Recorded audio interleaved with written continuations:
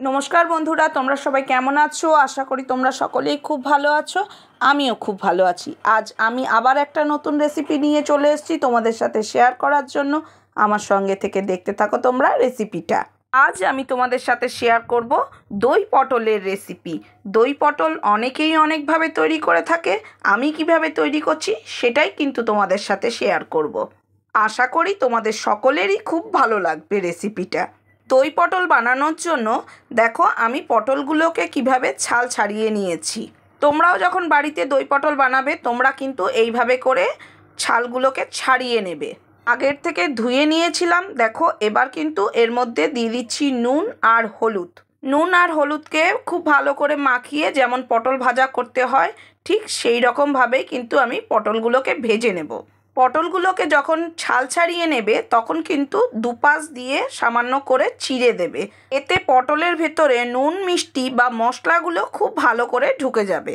এবার একটা বাটির মধ্যে 1 চামচ করে জিরের গুঁড়ো, ধনের গুঁড়ো, হলুদের গুঁড়ো আর লঙ্কার গুঁড়ো দিয়ে একটা পেস্ট তৈরি করে নেব। আমি যতটা পটল নিয়েছিলাম দই পটলের রেসিপি তৈরি করার জন্য, তার জন্য কিন্তু আমার এই পরিমাণেই মশলাটা দরকার। তোমরা যদি এর থেকে বেশি পটল নিয়ে থাকো তাহলে মশলার পরিমাণটাও একটু বেশি নিয়ে নেবে। কিছুটা পরিমাণ জল দিয়ে মশলাগুলোকে ভিজিয়ে রাখলাম। মশলাগুলো ভিজতে ভিজতে আরেক দিকে করে নেব আমি পটলগুলোকে ভেজে নেব। কিন্তু দই পটল বানানোর জন্য যে পটলগুলো আমি ভেজে নেব, পটলগুলো কিন্তু আমি পুরোটাই সর্ষের তেলে ভেজে নিচ্ছি। তোমরা চাইলে রিফাইন তেলেও ভেজে নিতে পারো। আর একটা কথা তোমাদের সাথে শেয়ার করছি, পটলগুলো ভাজার সময় কিন্তু গ্যাসের ফ্লেমটাকে খুব বেশি বাড়িয়ে দেবে না। মোটামুটি সিমে রেখেই পটলগুলোকে ভেজে নেবে। এতে পটলটা খুব ভালো করে ভেতর থেকে সেদ্ধও হয়ে যাবে আর ভাজাও খুব ভালো হয়ে যাবে। আর বাড়িয়ে দিয়ে যদি তোমরা ভাজো পটলগুলো কিন্তু উপরের দিকে বেশ ভালোই ভাজা হয়ে যাবে, পুড়ে পুড়েও উঠবে, কিন্তু ভেতরে একদমই কাঁচা থেকে যাবে। এই কারণেই গ্যাসের ফ্লেমটা যদি মিডিয়াম রেখে তোমরা পটলগুলোকে ভেজে নাও, দেখতে পাবে একটু সময় লাগলেও পটলগুলো কিন্তু খুব সুন্দর করে ভাজা হয়ে যাবে। আমার চ্যানেলে এর আগেও কিন্তু আমি দই পটলের রেসিপি তোমাদের সাথে শেয়ার করেছি। সেখানেও বলেছি পটলগুলো যদি সুন্দর করে ভাজা হয় তাহলে কিন্তু মশলাটা খুব সুন্দর করে পটলের ভিতরে ঢুকেও যাবে আর খেতে কিন্তু ভীষণই ভালো লাগবে। ঠিক এই রকমই কিন্তু পটলগুলো আমি ভেজে নামিয়ে নিয়েছি। পটলগুলো নামানোর পরে ওই তেলের মধ্যেই গোটা গরম মশলা ফোড়নের জন্য আমি দিয়ে দিলাম। এলাচ আর দারচিনিটা যখন একটু ভালো করে ভাজা হয়ে যাবে তখন কিন্তু যে আগের মশলা আমি তৈরি করে রেখেছিলাম সেই মশলাটা দিয়ে কিছু সময় ধরে কষিয়ে নেব। মশলাটা যখন অনেকটাই প্রায় কষে আসবে তখন কিন্তু আমি পটলগুলো এর মধ্যে দিয়ে দিলাম।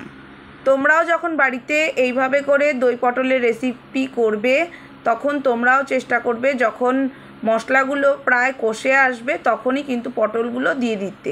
একবারে মশলার জলটা যখন শেষ হয়ে যাবে তখন দিলে পটলগুলো কিন্তু তখন আর সেদ্ধ হতে চাইবে না।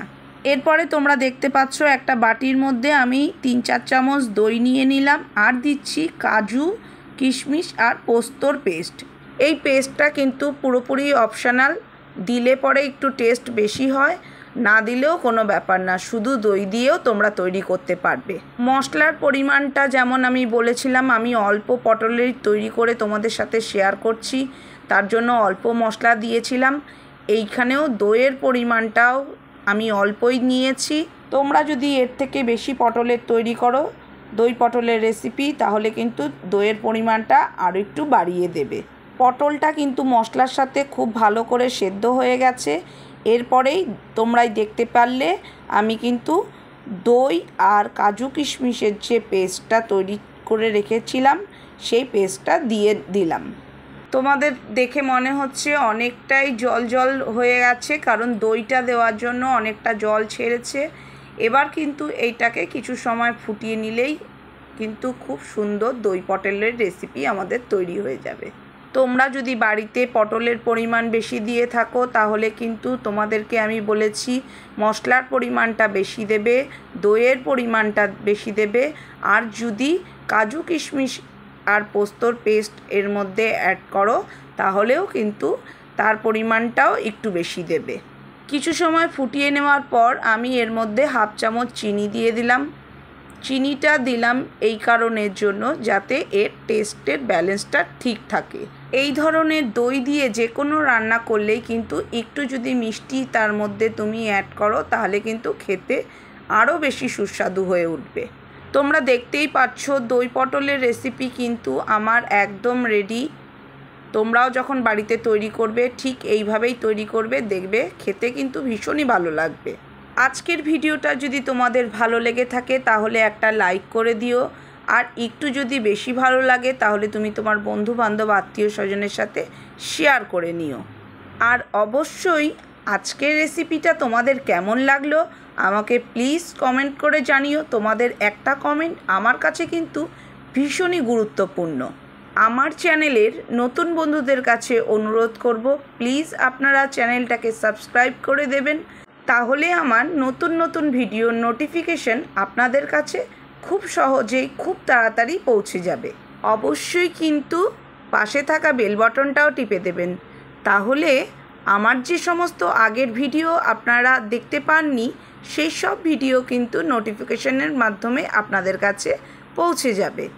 আমি কিন্তু আশা করব আপনাদের কাছে আপনারাও এইভাবে করে বাড়িতে তৈরি করে একবার দই পটলের রেসিপি টেস্ট করে দেখবেন খেতে কিন্তু ভীষণই ভালো লাগবে। আর অবশ্যই আমাকে কমেন্ট করে কিন্তু জানাবেন কেমন লাগলো আপনাদের দই পটলের রেসিপি।